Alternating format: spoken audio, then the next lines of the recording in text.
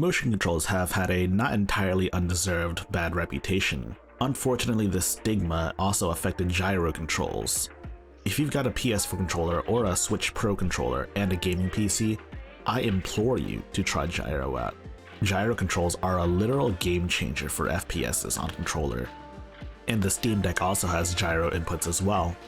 So tell me, are you ready for the gyro revolution?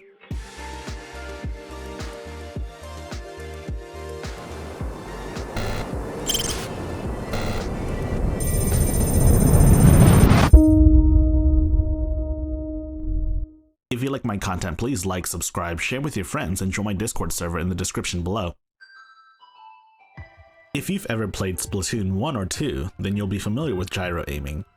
I tried Splatoon a couple of years ago, but I wasn't really into the game. It also didn't help that the aesthetic wasn't really my thing. It wasn't until I got a Steam controller all those years ago that I really started to invest in gyro aiming. Gyro aiming is good enough to be the next innovation in FPSs on consoles. That said, it'll take some getting used to if you've never used it for aiming before.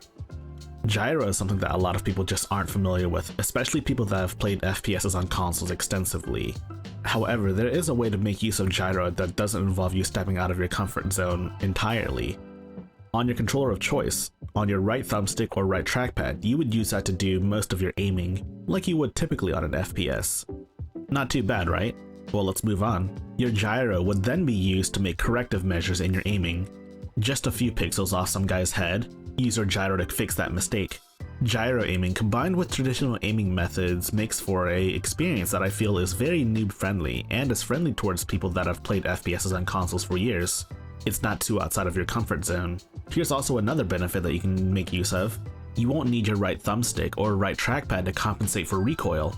As you can see here, I'm using only gyro to compensate for my recoil. No thumbstick or trackpad movement required. This is a huge boon for players who like to spray and pray.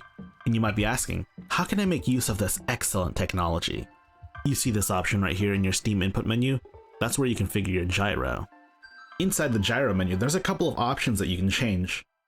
The first is style of input.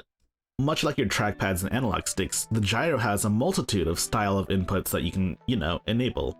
Things like mouse, mouse joystick, joystick move, joystick camera, touch menu, and more are all in here.